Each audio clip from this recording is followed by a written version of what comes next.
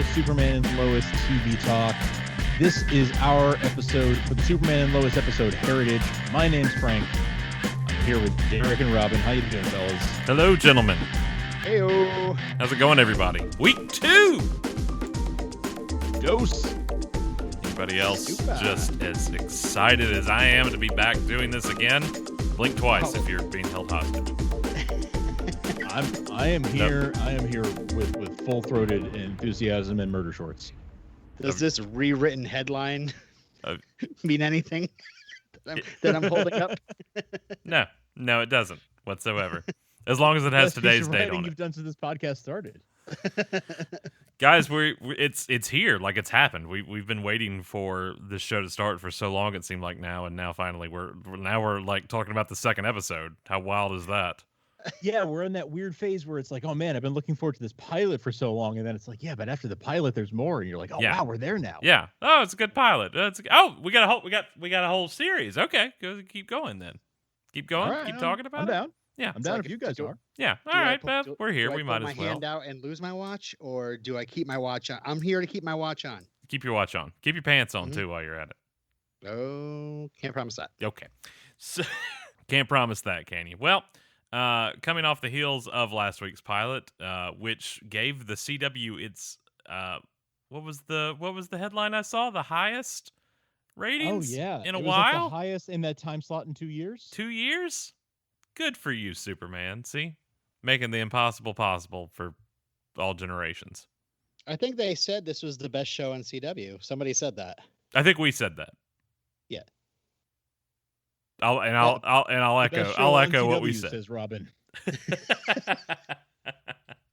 No, it's good to see that. It was a huge amount of press swirling around the pilot. Obviously, saw a lot of love, saw negativity. But I think there's a place in this episode and probably moving forward to talk about fan toxicity and, well, that's not my Superman. That's, my Superman's X or, XYZ or whatever. And as my good friend Jason Bolton put it, our good friend Jason Bolton put it to me last night, while other instances maybe gospel to us, there were more than one gospel in the Bible, so there you go. Which was one of the funniest things I've ever heard, and I really appreciate it. We are Camp Smallville, so that was our bread and butter. And for me, I was on that journey with Clark in high school and college and adulthood. I was on that same 10-year kind of path he was, so that show is important to me, and I like that this show is pulling from a lot of different areas and things that we love of the Superman legend and mythos, whether it be Reeve or Smallville itself and Tom Welling, or even a little bit of the Snyderverse, the DCEU, in a little bit as well. So it's all encompassing. They've paid homage to some things. This one was a little bit more about was less about Easter eggs and oohs and ahs and Fleischer suits and things like that, and getting the ground going on what our story is going to be, because there's some huge changes. If last week's changes weren't big enough for you, twins and Clark losing his job and moving to Smallville and the death of Martha Kent and things like that, definitely this episode shakes things up even more, I'd say. Yeah, absolutely. Now we're really getting into the heart of the story, right? Like they wowed us with some pilot stuff, but now we're sort of like, all right, what can this show really do, right? And we're starting to see it, and you're starting to get a feel for the character of this show. And I like it. Usually, second episodes of this type of genre of television show are always lackluster. They never can really match the pilot in tone or anything like that, and it's very noticeable when you come off that pilot high into a second episode and you see how much of a shift in the kind of paradigm there is. I would call this consistent. There was a great deal of consistency between the first and second episode. That first episode running that hour and 3 minute length. I mean, it kind of you could fade right into Lois's monologue at the top of 102 easily. with where we left off, except for the cliffhanger with Captain Luthor there at the end of the pilot. So let's talk about Heritage. Next time, hand me my super suit when I'm out of the bath. Let's talk about what just aired earlier this evening, because there's a lot to dissect. There's Morgan Edge. There's Lois's journey that involves with that. There's the Fortress. There's Jordan, his journey. There's Clark and Captain Luthor and Sam Lane. There's Jonathan. There's a whole lot going on. So, what were kind of your takeaways from tonight's episode? I continue to be sort of struck by the way that they're rolling out Jordan's powers and his relationship with his dad. I really, obviously, we're very used to seeing how Clark learns his powers and how that manifests and how he has to deal with that, and even within the scope of this show, like in the pilot, I feel like we saw Clark. There were hints that maybe Clark was giving a little bit more favoritism to John than to Jordan, right? Like being proud of him for being athletic, and Jordan feeling a little bit left out by that. And here we saw that sort of flip, where now John almost feels left out because things aren't really going his way at school, and with football and everything, he's just not having things aren't going his way, and meanwhile Jordan's getting all this attention from their dad. They continue to do a really fascinating job with flipping these dynamics and putting a twist on them. It's not even a clean 180. It's like a 180 with a twist, and I really have been enjoying seeing what they're going to sort of cook up next, and some of it is really different than anything we've ever seen in a Superman show before, or in a Superman story before. When I first heard that this was going to be a family drama set in Smallville, I was worried. I'm sure a lot of people who were looking forward to the show were worried about it. But there's so much tropey stuff that is set up and you're worried about in this episode. But then it just they're like, they finish it off with well, we're family, we're together, and we're here for each other, rather than let's not just be unreasonably mad at each other, because you don't do that if you're brother or sister, mother, father. You pull yourselves together if you're a loving family like the Kents. And doesn't mean they're not without their tiffs. I mean, one of my favorite moments in the episode, obviously, Jonathan watching his dad and his twin brother fly away was difficult for him. Yeah, that's not fun. That's it's not necessarily favoritism, obviously, but it's definitely that's a hard thing to watch. But when they come back from the fortress, and Jordan's so excited, he runs to Jonathan and they hug each other, and it's a big moment for him. So it's good to see Jordan get a win there. I really think that Clark should have brought them both. I mean, it's the first trip to the fortress. It probably would, think about it for a second, Clark. Even if Jonathan's just kind of standing on the sidelines, he probably would be still like, this is cool. Absolutely. I mean, why can't he go meet his grandfather? Yeah, exactly. It's his heritage just as much as it is his brother's. Why doesn't he get to go meet their grandfather? Hologramps. How great was that? I'm sorry, I won't be referring to him as Jor-El anymore. I'll only be referring to him as holograms. And that's how he would want it too. So, new Jor-El, new fortress, different things that we've seen before in this universe, but that we're not beholden to. I hate to keep using the term beholden because it almost has a negative connotation. I don't mean for it to, but definitely things that were put on the board as players beforehand that have shifted slightly, and we've seen that obviously with Sam Lane being recast, and now Morgan Edge and other things. But getting to watch Jordan see the fortress through his eyes, I mean that's impressive.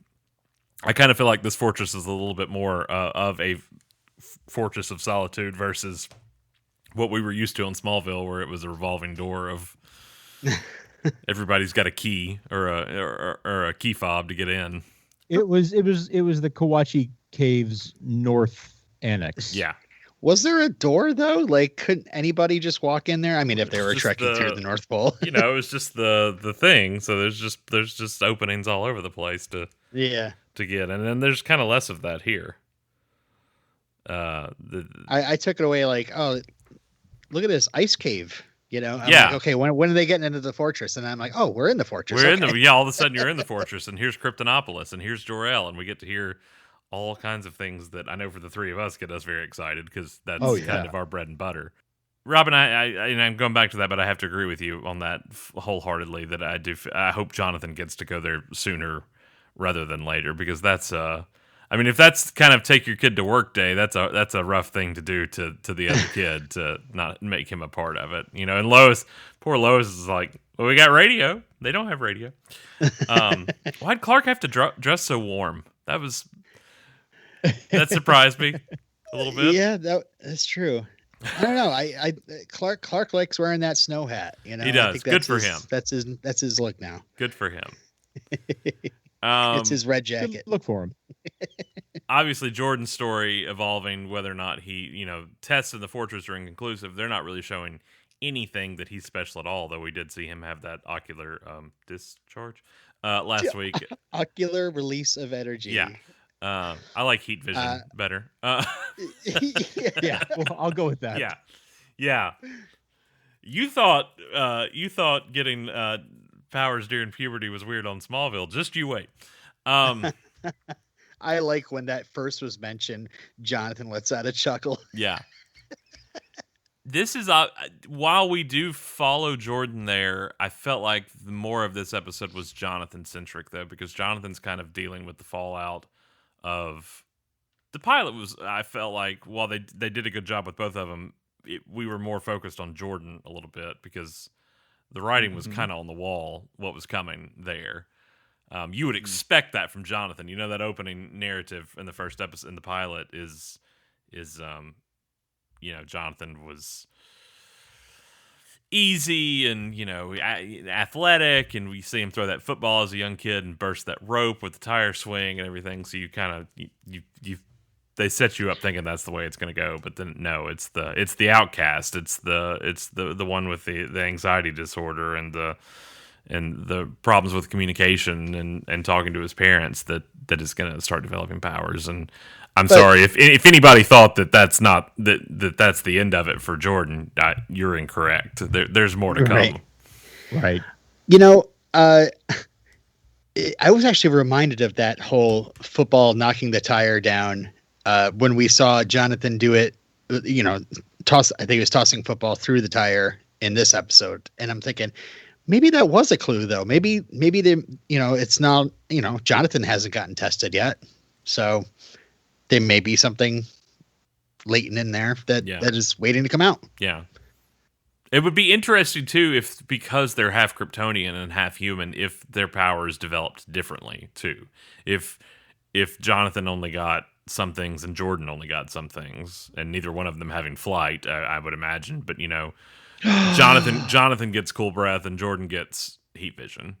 Or I would like that a lot. Jordan gets X-ray and Jonathan gets super hearing. That you kind of get the two dispatched between both characters. I have a theory I'm going to drop now, and for once, it's not a comedic one. Jordan had his ocular release, and it seemed to be triggered by anger, but it happened with his brother around. Then he went to get tested many miles away from his brother. What if their powers only really work when they're around each other? That two half Kryptonians make one full Kryptonian. You know what I'm saying? Like a demigod kind of situation where the two of them are separated. They lose their strength. It almost makes you wonder how the twins activate. Yes. I'm not even touching that one. Yes. Good job all around. Did Thank you two plan that before I got here? That was I don't show him the script, but I wrote. Okay, No, all right, it's okay. No, I didn't. I mean, it's on the cue cards. Who put a question on the teleprompter? I'm Ron Burgundy. We meet some new characters this week. We meet Morgan Edge, who we discussed last week and who we've had interactions with in the Arrowverse before, but this is a different Morgan Edge, as it were, or at least played by a different actor. But also, I think, played up differently than what was shown on Supergirl as well. Yeah, very much so. Frank can talk more to that, I believe. And he was played up very differently, Derek. Oh, thanks. For one thing, he wasn't Nathan Petrelli. Very different. Much more of a suave. Hey, man, I just want to bring. I'm just here to help the people. Mm-hmm. I'm just here to help the people, and that's what I'm here doing. You know, I believe in this town. He's much more of the. I mean, frankly, a demagogue than is normally how Morgan Edge is portrayed, and certainly not really how he was portrayed in Supergirl. Very, very smooth and a smooth operator and an adept businessman who sees an opportunity in folks who are towns who are hard in their luck and is trying to cash in there. I thought you were about to say he just wants to bring fire to the people, but I was going to, and I swerved. But, but we might as well. Last minute. He's not Lex. I didn't know. That was actually why I was like, "Well, we're talking. That's Lex. That's fine."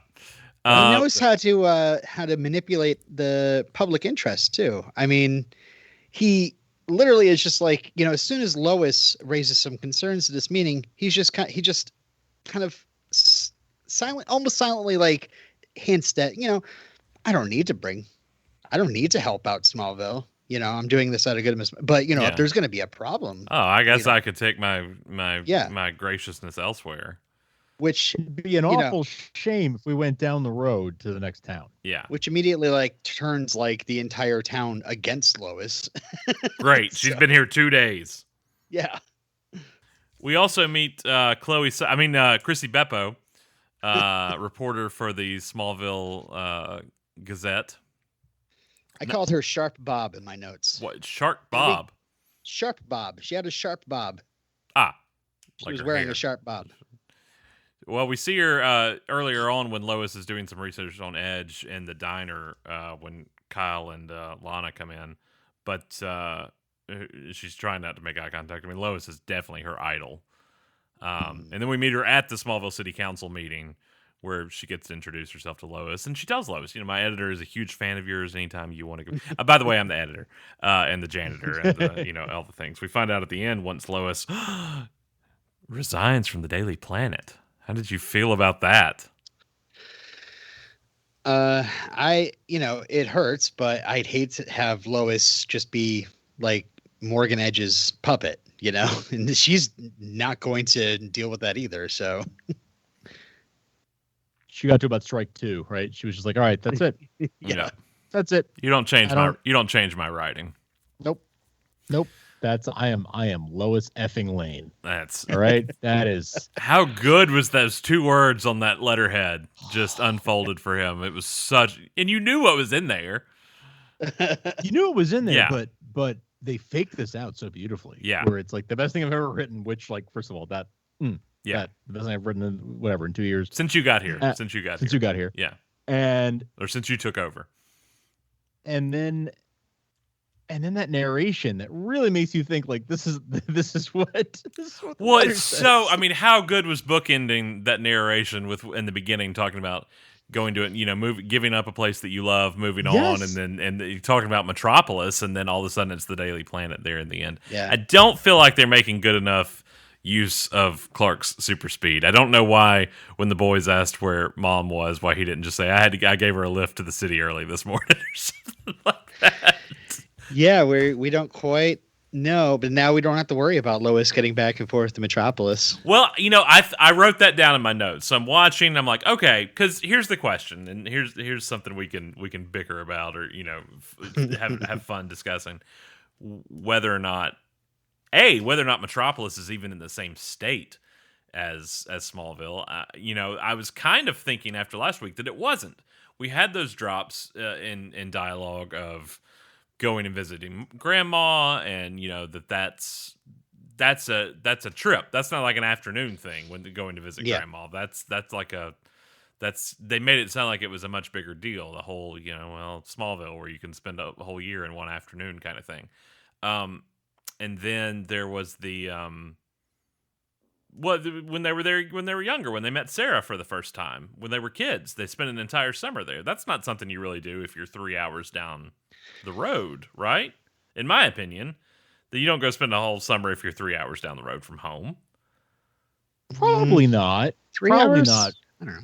So no, I would say it's like in a neighboring state. That's sort of the vibe that I get, because at the beginning, I had a chance to rewatch the pilot since the last time we all talked, and I noticed a reference that time to Clark coming back from was it Wichita or Topeka? I can't remember. But was it Wichita? Yeah. So that's Kansas. I feel like they are in a neighboring state. They're in a nearby state, and there is sort of an unspoken tradition that Metropolis is sort of the same way that Gotham is a mirror to New York. Mm-hmm. It's like across the river or whatever, but it's in the same area. There's an unspoken tradition that Metropolis is sort of the other big Midwest city near Chicago, right? Well, was Snyderverse the first time we really put a pin on those as them being like bay cities, like across from each other? I mean, I felt like that was kind of the first time you ever really had some kind of geographic representation for where.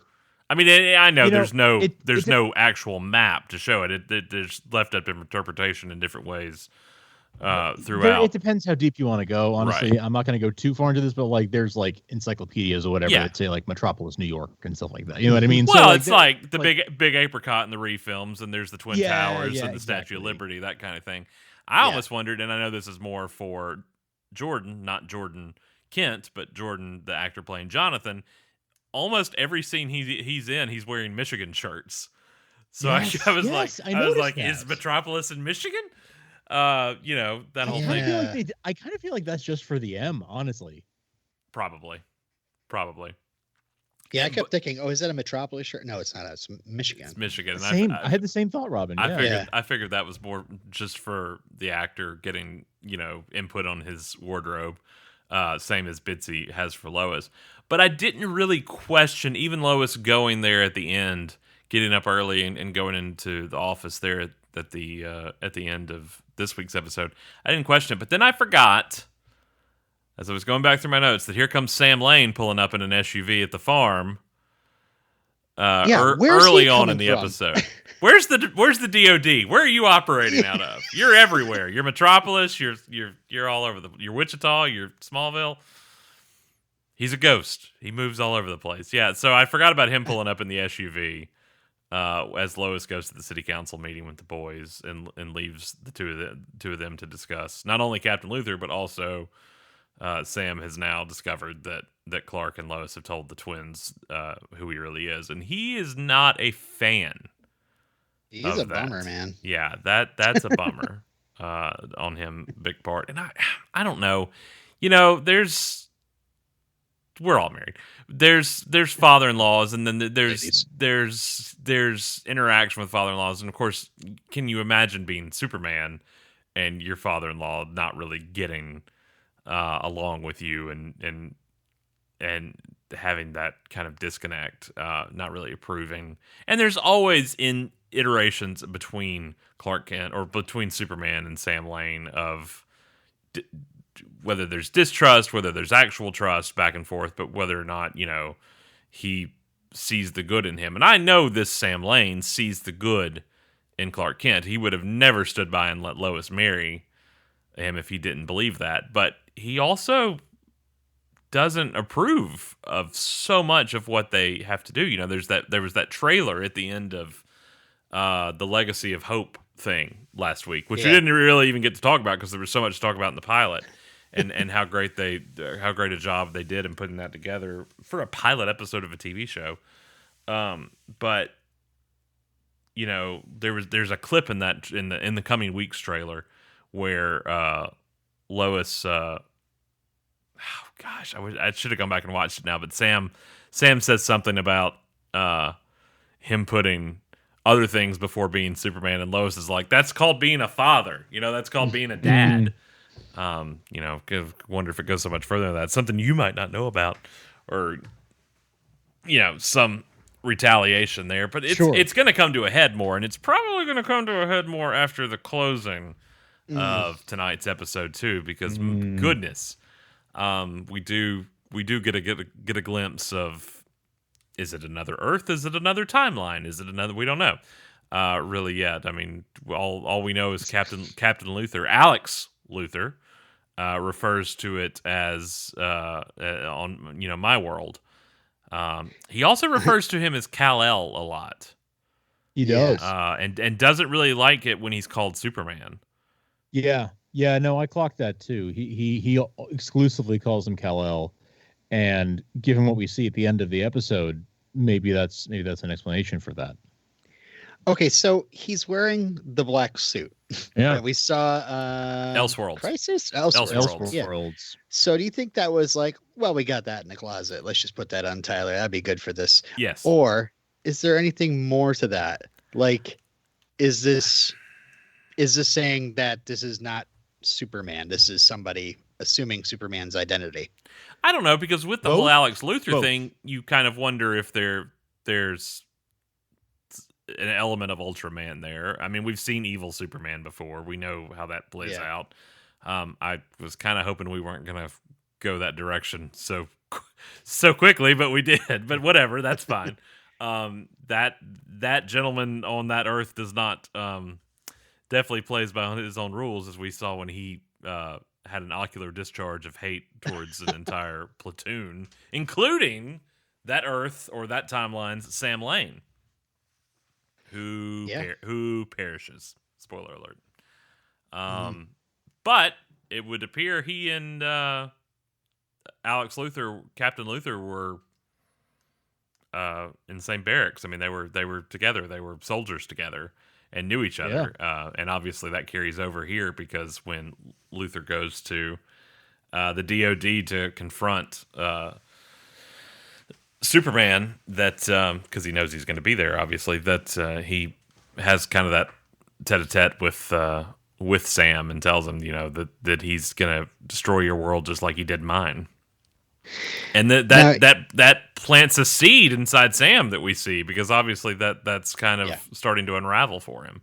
Where do you think Sam goes from here with this new knowledge he has? Okay, so I guess Robin, you asked me at the end of the episode what he said. What Sam says to Luthor. He says to hell and back, General. Right, I caught that, but like, are those dog tags of some sort, or Frank? Would you like to answer that question? Go ahead. I would like that very much, Lois. But the thing is, I feel like I may need to save that for spoilers. Okay. Because they teased some. The dog tags are a tease, and to hell and back as a tease for something that may have origins somewhere else in the Superman universe. So I'm going to save it just in case. I don't know that it's a spoiler, but in case it turns out to be one, I'm going to save it till after to the end of the show for spoiler talk. Just at the end of the episode when we discuss episode 103. So so we've definitely got some turn here that we didn't have in the pilot. Now with Sam with this information, with Lois quitting the journal, with Jordan now thinking he's back to human, which, I mean, a few days ago he was shooting out heat vision, so that's obviously a big deal. Jonathan's football training, which is becoming increasingly difficult due to Jordan's actions. I mean, Jonathan had it made in Metropolis. I mean, he was going to be starting QB, varsity, first day freshman year. That was huge. He gave all that up for his brother, basically. For his family, I'd say. I mean, they definitely, there was a disconnect there that they were all feeling, and this is about them being closer, which is just so odd for a Superman story, but also kind of refreshing. I saw a lot of hot takes last week where they were talking about how Jordan thought Superman was boring, and that kind of became the narrative of, well, that they played into that, or they steered into the skid. I'm sorry, I have never subscribed to that line of thinking. Superman is not boring. Your writing is boring if you think Superman is boring. You're not telling the right stories if you think Superman is boring, because Superman is not a boring character. I think they were commenting on that criticism. I don't think they have that criticism, or else they wouldn't be making a Superman No, I show. don't think they have that criticism, but I think it's also I think shots were fired at other things too.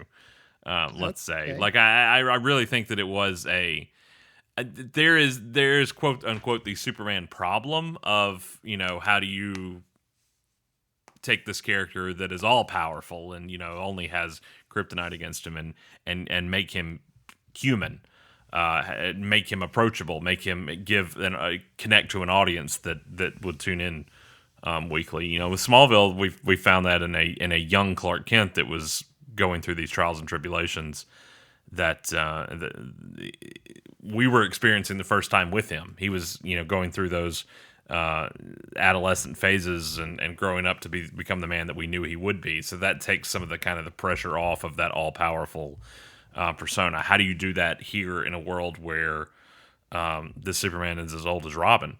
And so that's kind of it's a fact. It's a fact. You want to share? I'm sorry. You want to share your math with our listeners?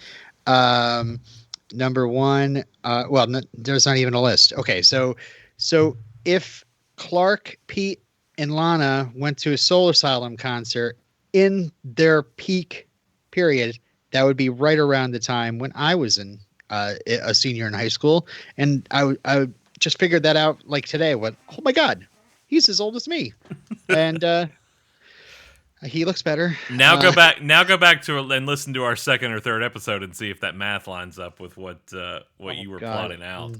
Nope. What, a year ago? However long we did that episode. It's been a while. At some point, time is meaningless. Time is meaningless. What did y'all think about the barbecue scene at the Cushing house? Of course, she was there for a full rack of ribs. Kyle dancing in front of the grill. I've been looking for moments to like Kyle, and that was definitely one of them. That was the only one so far. Well, I do like this ongoing. He does get a little bit aggro with Lois, but I like that there's a constant debate going on. And I feel like Kyle is starting to listen a little bit more than he did in the first episode. He's not there yet, obviously. But how long is it going to take Lois Lane to punch this man in the face? Because every time they talk, I feel like it's coming. I don't know. I felt that conversation in front of the grill, it was, he might be thinking about how hypocritical he's sounding. Like, you don't just go, well, he's bringing jobs, so we'll just ignore everything else. I mean, if you're a rational person with a brain, you might think, okay, maybe I shouldn't just concentrate on that. Like, what's the cost? Especially when you have story upon story of all the things that this Morgan Edge has done, and for some reason he's so popular, people keep going along with it. It's very weird. It doesn't sound realistic at all, but yeah. So I'm glad Kyle. I'm thinking Kyle is going to be woke by the end of the season, at least. I'm ready for woke Kyle. I'm with you. I feel like Kyle is the kind of guy that is like your neighbor down the street, who, like, you guys have, you have a good back and forth with him. Like, you don't see eye to eye on things, sure, but like, yeah, you have this sort of weird mutual respect with each other, and gradually maybe you come to understand each other's point of view a little bit more. I feel like he's that guy, and there is already a little bit of growth from one episode to the next, and I can see by the end of the episode that he comes around. Yeah, I mean, she confronts him with this thing about New Carthage and the article she's writing, and then when she comes to the barbecue, he's looked into it. She's pointed him in the right direction, and he actually took the initiative to look it up. So, and then he started making up excuses in his own head of why it makes sense that Morgan Edge crushed this other town, and he won't crush this one. Boy, they knew what they were doing with this character, didn't they? I don't want to go out on a limb too much, but yeah, no, I really feel like that's, when we first started hearing sides on that character description, when auditions were going out, I mean, it was well, for one thing, I remember that the Cushing family was a little bit more ethnically diverse than what it ended up being, but also, he was painted a little bit more of a domestic abuser, too. Yeah, that's right. And I don't know if that's something we just haven't gotten to yet. I hope not. I hope not. Something I really want. We'll lose that character. That's not something I really want to see on television. It's hard to have a redemption arc from that. But it's already dark enough that in the pilot, Sarah pretty much admitted that she tried to kill herself. Yeah. Yeah. So if they're gonna go dark, I mean, if that maybe that was their only instance, and they thought maybe not that dark. But I don't know. They set up Smallville as this rundown place with meth houses that explode, and they might. Kyle might get drunk enough and end up backhanding Lana one time, and then he'll have to have a redemption arc. I don't know.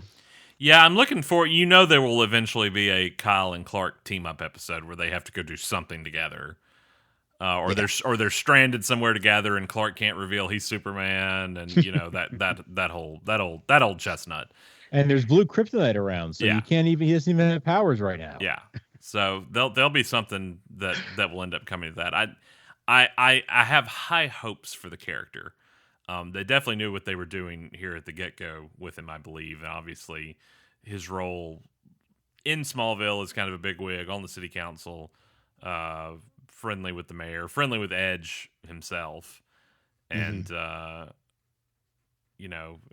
pitted against Lois.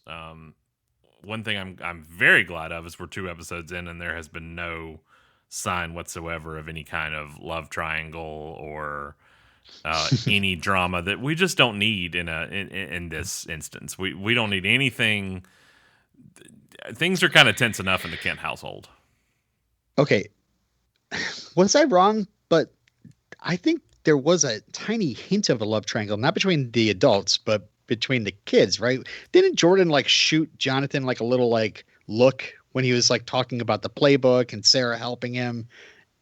Wasn't there something in there? Maybe I was looking. I don't know. I wondered that too when those sides originally came out with those 3 characters, if that was gonna kind of be the crux of it, and that would be, her having to decide between the 2. But I'm sure long distance relationship aside being very difficult, they've gone out of their way kind of to make us remember that Liza still exists back in Metropolis, and that Eliza, excuse me, that Eliza exists back in Metropolis, and Jonathan has a girlfriend. And I think Jonathan knows that Jordan, and that there's something there between the 2. Obviously, he knows that he kissed her, and he's now having to pay for that between Sean and Jimmy, kind of screwing him over on the football team. Don Draper. But that'll come around, I think. And Jonathan's going to prove himself. Obviously, they kind of ganged up on him in this episode, but I think that's only going to get better. There was some shots in that trailer of Clark in a coaching jacket, in a Smallville Crows jacket, on the sidelines. Catch that. So obviously, I think he's going to be there to help out too. There was also a shot. Should we save this for spoilers? I don't know. Where Clark's at the school and he sees Sean gang up on Jordan. Which, imagine being Superman and having to watch a bully corner your child. Sean is going to end up being launched through a wall through a cornfield while Clark screams in his face. You think you can threaten my son? Don't you hurt my son! I mean, that the just the sheer restraint it would take not to go over there and snap his neck like a twig alone. Superman doesn't do that. Come on. Well, I didn't mean anything by that. All I meant was, just defending your kid. And knowing that Jordan hasn't been great at fighting his own battles or defending himself previously. The same way that Clark, when he was a teenager, had to learn, not to beat up high school bullies who are picking on him or his friends or whatever. Now he's got to exercise that same restraint, except it's his own flesh and blood who's the one getting picked on this time. Yes, absolutely. 43:15. Where do we want to go from here? I think we talked about most of the plot lines. I want to talk more about the huge fight. Yeah, let's talk about that. I've got a little bit of trivia for that. Let's go into talking about what Lois leaving the planet means, and then end on Luthor, and then from there we can do emails and stuff. The Daily Planet. Okay, I was like, wait, when did Lois go into space? So when I think about the episode and what the biggest takeaway is, obviously you have Jordan at the fortress, kind of getting disappointed with what he thought was his kind of redemption arc. That yes, he's been different, but now we know why he's different, and it turns out it had nothing to do with that all along, or so we think. Holograms. Clark's still trying to keep everything together. Jonathan's struggling at school, Smallville High Vocational School, or whatever that thing is. Sorry, it looked very different than the Smallville High I'm used to. It was. I was like, where's the red? Where's the orange? I'm trying not to be that person. I'm trying to but you show me Smallville High School, and I'm like, that's not I've what seen that. 2 versions. Well, see, there's 4 Gospels. That's Gospels. Darn it. In Luke, the colors are red and gold, but in Matthew, is that blasphemy? I don't know. Well, I just thought it was Smallville Computer College. But I think there was that big moment, obviously, in the opening of the first one, which there's so many big.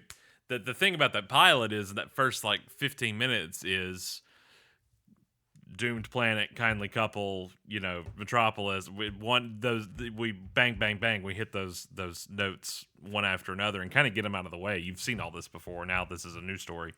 Clark losing his job at the planet was a big deal. And then quickly thereafter, Martha dying. Lois leaving the planet, though, is huge. She's the most famous journalist in the world. There's that line. There's one fantastic line in the episode where she's getting frustrated with Clark. He's telling her not to snoop around, which is like telling a mice not to eat cheese. And oh my God, this was great. She says, "You do your Superman stuff. I do my Lois Lane stuff." But she also says, I think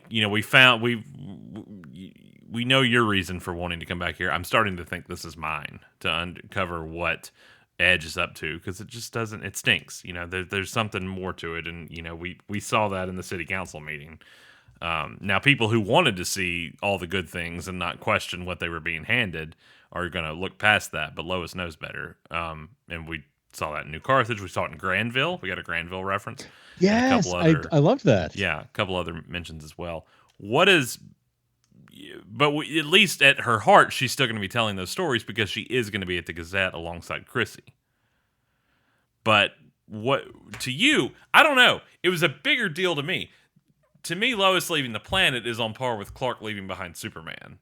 Clark not being on the planet anymore. It's weird and it's different and it's going to take some getting used to. But to watch him be a farmer and a dad, solely pretty much. But to watch Lois resign that place is the Daily Planet because of Lois Lane. In my opinion, that's why that place still exists in 2021, in the age of newspapers dwindling and failing and laying off people left and right, as we saw, the week before, with the constant barrage of layoffs. To see her walk out was monumental to me. Huge. Yeah, it was emotional too, just seeing those doors close as she's looking out on her office one more time, their newsroom one more time. It was, yeah, it was emotional. Yeah, as she's leaving, she had that whole confrontation with Edge, but who's this assistant that he has? She gets up at her grill. She's like, he's gonna crush you. Let him try. Let him try. Yeah, I know, but it's like, okay, so who's this girl? Is this Tess or is this our Tess? This was a great. I love that. I love that as much as the pilot focused, a little bit more, was a little more weighted towards Clark and Jordan, and this episode was weighted a little bit more towards Lois and Jonathan. Mm-hmm. And I love that, and I would love to see that continue to sort of teeter-totter back and forth over the course of the series, where different people get the A plots and the B plots. But it's a really nice balance so far. Well, while Morgan Edge is Lois's story, the thing she's following up, her mystery, Captain Luther is Clark's, and that's obviously weighing very heavily on him. There's that moment where Lois is like, you got a whole lot swimming around in that head of yours up there, because Luther knew a lot, and obviously Clark does not know who he is yet. He has not heard that name yet, and we're still kind of in a weird disconnect with how that fits in here, because there's still a Lex Luthor theoretically out there. I maintain, and I don't know if I've ever said this on the show or not, but because Supergirl ended early due to COVID and they didn't get to play out all the storylines I still thought they were going to kill off Cryer. And that kind of laid the groundwork for this series, and that didn't end up happening. Now, we have distanced ourselves as much as you can humanly distance yourself from the Arrowverse with this show. Somebody asked me the other night, they were like, I thought it was weird that Kara wasn't at Martha's funeral. And I was like, to me, I didn't even question that. Like, it didn't even pop in my head. Yeah. I don't, there's also, if you start pulling at that thread, you're like, well, have the boys figured out that, Aunt Kara, she'd be a cousin, but I'm sure they would call her Aunt. That seems like a kind of thing that they would do on this show. That she's my cousin. She's my aunt. She's my cousin. Okay. That she's Supergirl. They don't really go that route either. So I just kind of, is there more at play here? Or are we in the same universe we've been in? Surely we are. But there's a lot that they've done a lot without saying a lot, or they've said a lot without doing a lot. I don't know which way you want to go with that, but they've forged their own path without having to piggyback on anything that has come as a result anyway. And the Lex thing, I think, it kind of factors into that, because as far as we know right now, there's still that Lex Luthor out there in National City or Metropolis, what have you. That John Cryer Lex Luthor from the Supergirl universe, from the Arrowverse, from Crisis that we've met before, that that we're supposed to believe that he and Superman were once friends, even though they've never shared any kind of dialogue on screen together whatsoever before. That he's still out there. So brilliant philanthropist. Yes, Lex Luthor. Is he? What are you saying? He's like an enemy or something? No, not at all. Robin got caught up in it too, Frank. So he's been crises. He did it his way. Oh God. So, what do you think Clark's reaction is going to be when he finds out the identity of that individual, of the stranger? Mad? Confused. Yeah. Definitely some confusion. I think he's going to be confused, but it's going to be interesting whether they're going to touch on like the Crisis stuff at all, right? Like, will they say like, oh, he's from another Earth or something like that, or will there be another kind of could there be another kind of explanation besides that they've made an effort not to touch on anything Crisis so far, so I wonder if they'll try to keep that just sort of out of the picture. Well, and I don't think the U.S. Army has ships like that lying around. So there's more to this Luthor than meets the eye. Where he got that suit, where he got that ship, why he needs so much kryptonite. I thought it was interesting that the AI in the ship said that the ship was almost useless at this point, but it's still flying around and was able to blow up. So where is he operating out of now if he has no ship? Like, where was he? What, Yeah. and then the suit gets theoretically destroyed too because he sends it in kind of a drone type situation there at the end with the DOD. So is he a man without a country now? Has Luther got no tech behind him moving forward? We're in the dark as Clark is. Right. And what kind of a threat does he pose without that tech? Yeah. I gotta definitely compliment the show though on, here we are on week 2. We're following the pilot. Yeah, we still get this great action in the sky, in space, down in the ground, smashed through trees. I wasn't expecting so much action, but definitely. And just like, okay, now it's episode 2, and there is a bomb headed towards Metropolitan City. Mm-hmm. By the way, I looked up a little bit of trivia because I was like, okay, they're in Mongolia. So what is this ship heading to Metropolis? That's Metropolis, right? And I'm like, wait a second, that doesn't make any sense at all. Yeah. So I looked up and discovered, I was like, well, what's the biggest metropolitan city in or near Mongolia? And that would be the capital of Mongolia. And part of my pronunciation is Ulaanbaatar. And they have a population of 1 million plus. Why I mention this is I looked it up to Wikipedia, and the city's name literally translates to Red Hero. Whoa. So I don't know if that was just an Easter egg I put in there myself, or if they meant that. I'll take it. Yeah. That's pretty cool.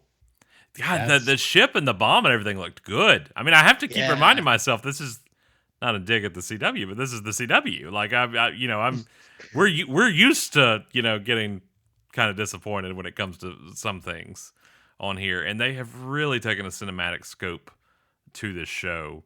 I loved going back and watching the pilot again once it landed on iTunes on Apple TV and getting to watch it in full HD, and it's just a really pretty.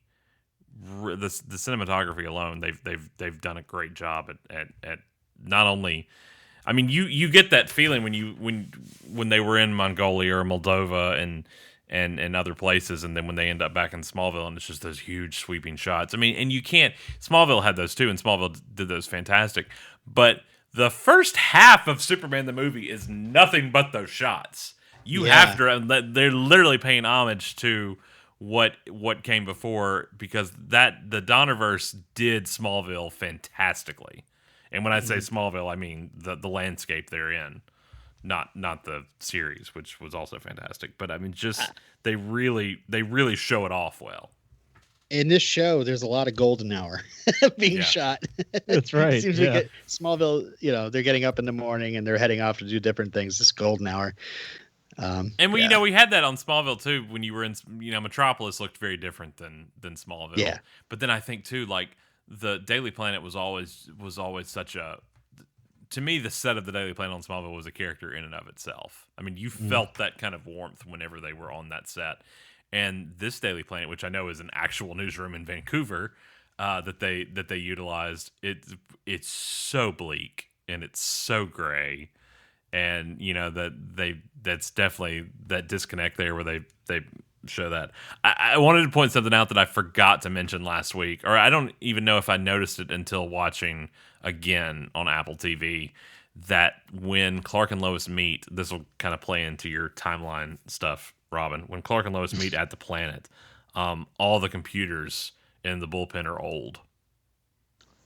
Big box, tube monitors. Okay, so this is like right around Blink-182, Green Day. This Y2K stuff, right? I don't know. I thought it was interesting that they made, because when you go back a few scenes later, everything's updated. It's all thin flat screens and everything. So they actually put in the effort on that, which I appreciated. Yeah, to show that time has passed, as John Mulaney would say. Frank, do we have emails? Thanks to everybody who sends us emails, whether that's through the website, the form on the website, or however you contact us. I want to start us off with a note from Rachel. Rachel has a wild theory about the Stranger, aka Captain Luther. So basically, she thinks that instead of him being from another Earth, he's from an erased timeline in the future.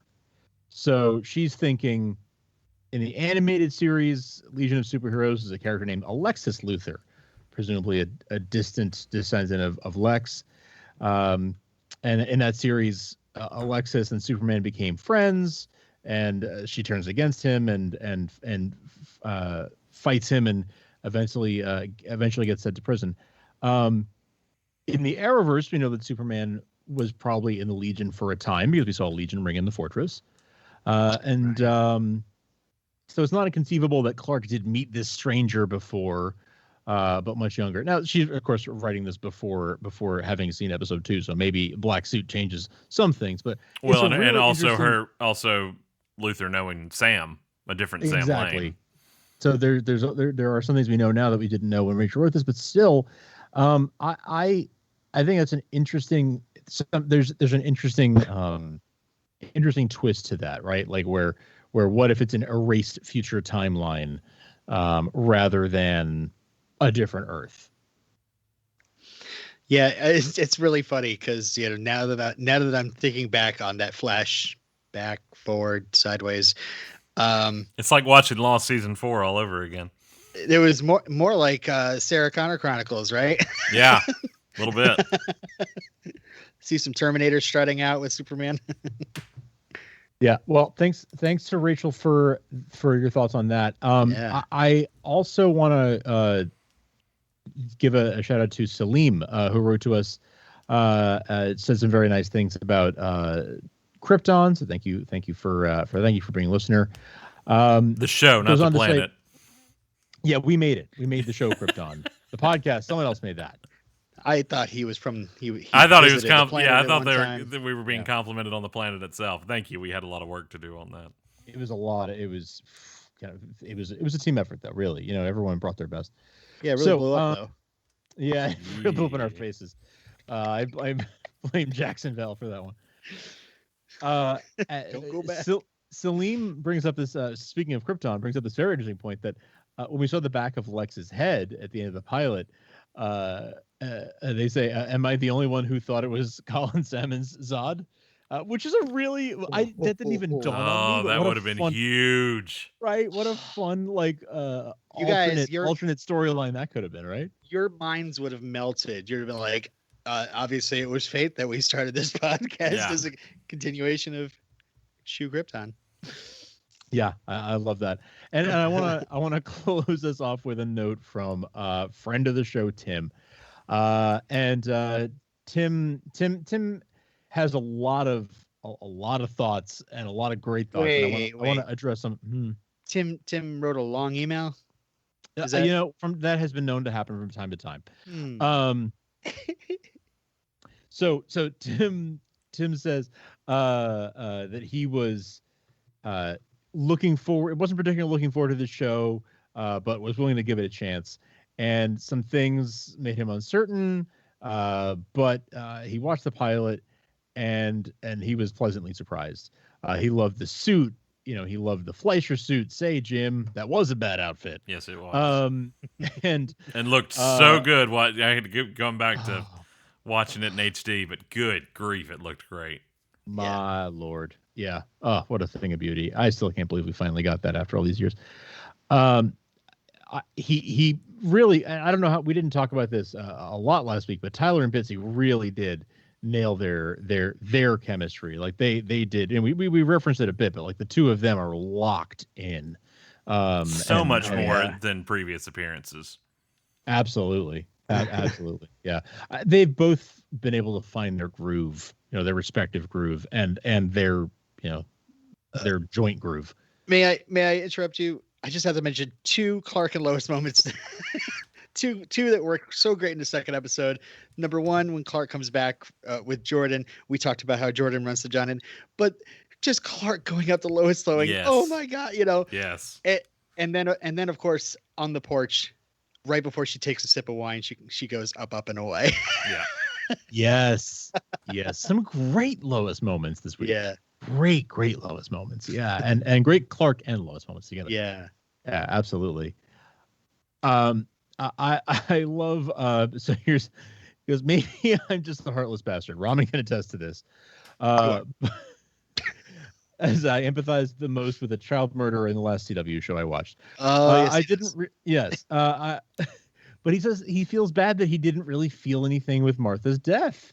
I don't know if I would say I felt nothing, but I know what he's saying because it was a very quick. In fact, I watched the pilot with my wife, who's not normally a fan of superhero shows, but she watched it along with me, and we both sort of laughed, chuckled because it is sort of like a hi Martha. Martha's dead. We regret to inform you that Martha is no longer with us.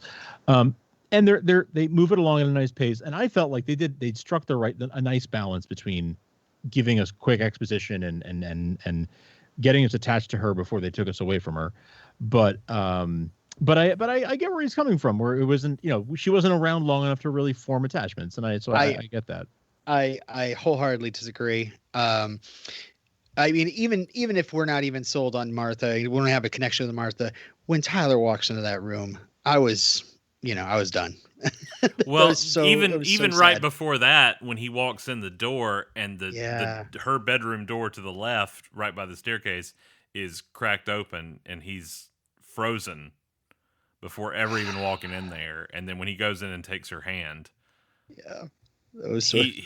Tyler played that so well. They made those moments count. Mm-hmm. They made those moments count, and they did a really beautiful job with that, with relatively little time and moving it along, keeping it in motion, but making those moments count nonetheless. I do love that the way that Tim talks. He brings up Kyle Cushing, and they couldn't have Lana marry to Pete all the comics, but they came up with this other guy. And finally, this is a fun point.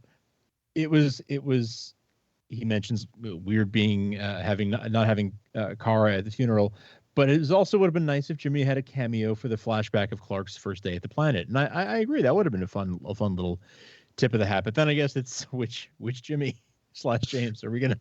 Yeah, is McCod gonna show up, or I don't think he will. How much has changed with Crisis? Right.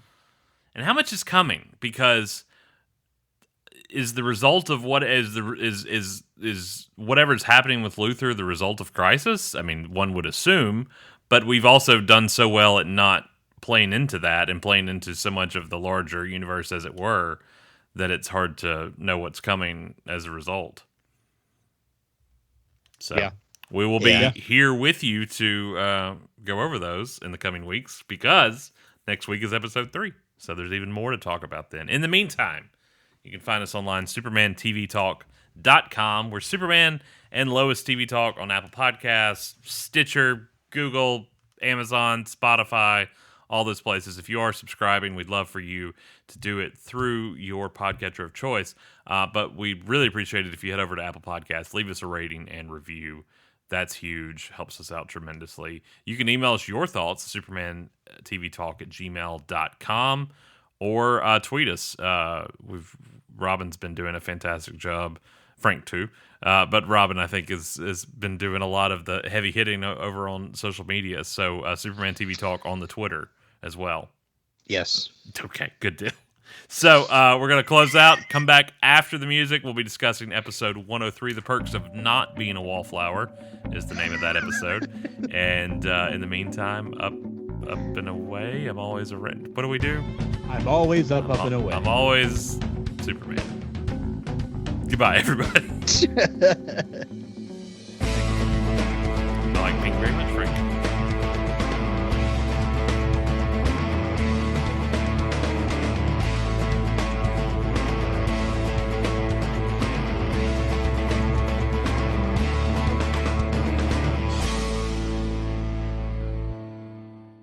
And now, a sneak peek at what's to come on Superman and Lois. After my father died, I felt pretty lost. I had a lot of questions about who I was, why I could do the things I could do. So I came here. Found my answers.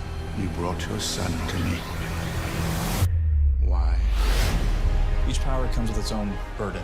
It's not just what you do, it's also what you don't do. What's the point of having something special if you're not allowed to be special? When your dad gets distracted, lives are at stake. I know you can hear the bomb in my ship. Where the hell is Superman? Me or them? Make a choice. Everything you do is a mistake. I don't know who my kids are anymore. If you don't like the way something is, change it. I don't like his priorities changing. It's called being a father. I'm not throwing away time with my family. If anything goes wrong, I will be there. Superman and Lois. New episodes stream free Wednesdays only on the CW app. Well, welcome back for spoilers. We are discussing the third episode of Superman and Lois, which airs Tuesday, March 9th. That's next week. The title of the episode is The Perks of Not Being a Wallflower. I thought it was the fault in our Krypton. No? It's good. It's good. Thank you. I can't think of any other YA novels right now where I would try to do the same, but I can't. Clark shares some of his Kryptonian history with Jordan and Jonathan during a family breakfast. Well, that's good to know. Glad that Jonathan's getting in on a little bit. And meanwhile, Lois and Chrissy dig deeper to uncover the truth about Morgan Edge. And that's it. I'm going to need these to be longer. I'm going to need some more details. I'm going to need some specifics. I'm going to need you to tease some things. I'm going to need you to start, because these are, I think, as Robin said last week, this might as well, they could be Friday Night Lights episode descriptions or something else. I need more. I need more.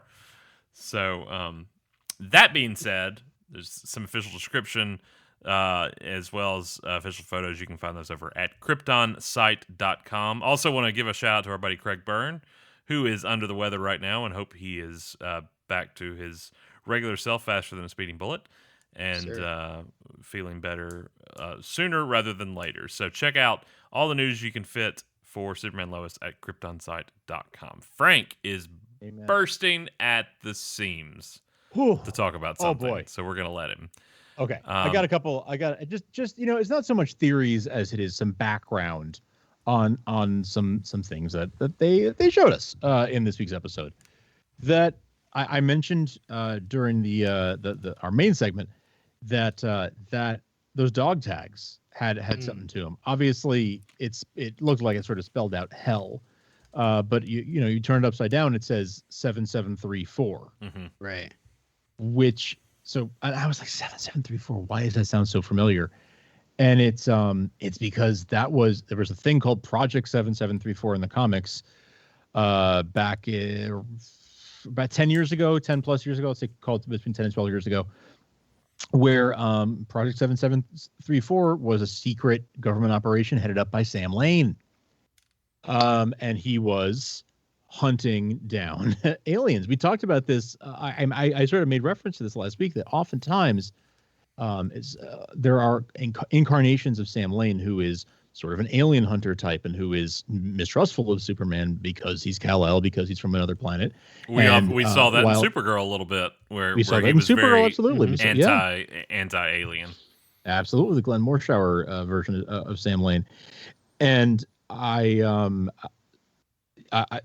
so clearly there is that's one connection. So Project 7734, the dog tags, he and Captain Luthor were clearly involved in something related to 7734. The dog tags say 7734, and what was it? He said something about to hell and back, and that I'm guessing that's like their hoo-ah. That's like their rallying cry for their group, for their project. I'll put a link to that in the show notes for anyone who's interested in reading more about that. The other thing, and actually Tim brought this up in his email as well that I read, but there is an Alexander Luthor character, Alexander Luthor Jr., I think, who is the nemesis of Ultraman, the evil Superman from another Earth, from like Earth 3. Right. So, and that's essentially what we saw with the black suit Superman was essentially the CW's incarnation of that, of Ultraman. So, I feel like there's something going on there, and I feel like they're sort of bringing together a 7734 storyline from the early 2010s and the Earth 3